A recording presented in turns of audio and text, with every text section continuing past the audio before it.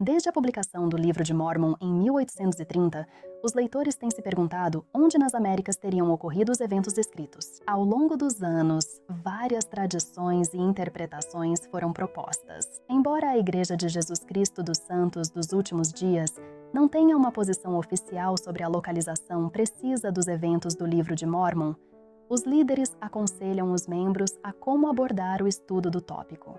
Desde 1830 e ao longo do século XIX, a maioria dos leitores assume que os eventos do Livro de Mórmon ocorreram da América do Norte à América do Sul. Presumia-se que a América do Sul fosse a terra ao sul, o estreito estaria na América Central, e a América do Norte, a terra ao norte. Um artigo para o Ohio Observer and Telegraph informou que Oliver Cowdery, Peter Whitmer Jr., Parley P. Pratt e Ziba Peterson ensinavam que Lehi e sua família desembarcaram na costa do Chile 600 anos antes da vinda de Cristo.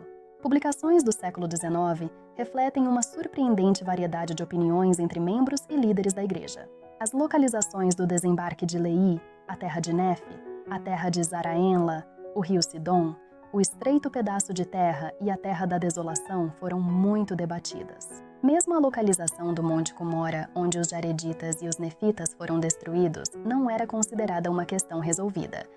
Certamente, muitos assumiram que era na colina em Nova York, mas uma pessoa propôs estar em Honduras. Esta ampla diversidade de pontos de vista durante a maior parte do século XIX sugere que nenhuma interpretação prevaleceu naquela época.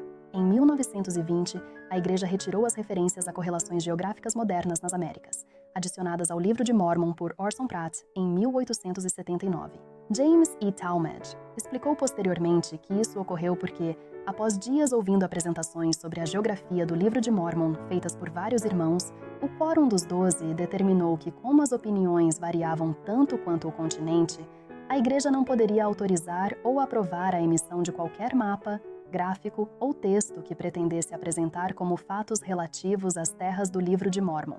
Mais recentemente, os líderes da Igreja forneceram aconselhamento e orientações adicionais. Uma declaração sobre a geografia do Livro de Mórmon, preparada pelo Departamento Histórico da Igreja e revisada e aprovada pelo Quórum dos 12 e pela Primeira Presidência, afirma que a única posição da Igreja é que os eventos descritos no Livro de Mórmon ocorreram na América Antiga. A Igreja não se posiciona sobre as localizações geográficas específicas dos eventos do Livro de Mórmon na América Antiga.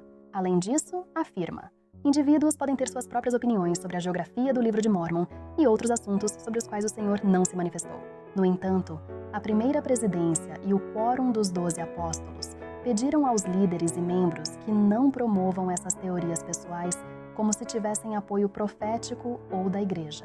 Todos devem se esforçar para evitar a polêmica sobre esses assuntos. Sem endossar um mapa específico, os líderes da Igreja têm incentivado que prestemos atenção aos detalhes do texto, do que consideramos ser uma escritura revelada.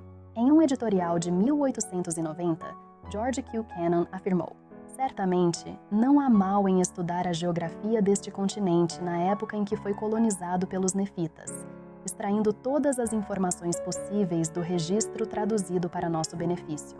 No entanto, o elder John A. Widtsoe advertiu que as conclusões derivadas dessas investigações, embora possivelmente corretas, devem ser consideradas como conjecturas fundamentadas. Em uma revelação na época da Restauração, o Senhor aconselhou os santos a obter um conhecimento de história e de países e de reinos, de leis de Deus e do homem, e a buscar nos melhores livros palavras de sabedoria.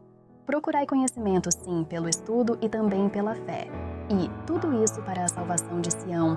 O elder M. Russell Ballard afirmou que os melhores livros devem incluir as Escrituras, os ensinamentos dos profetas e apóstolos modernos, e a melhor erudição santos dos últimos dias disponível.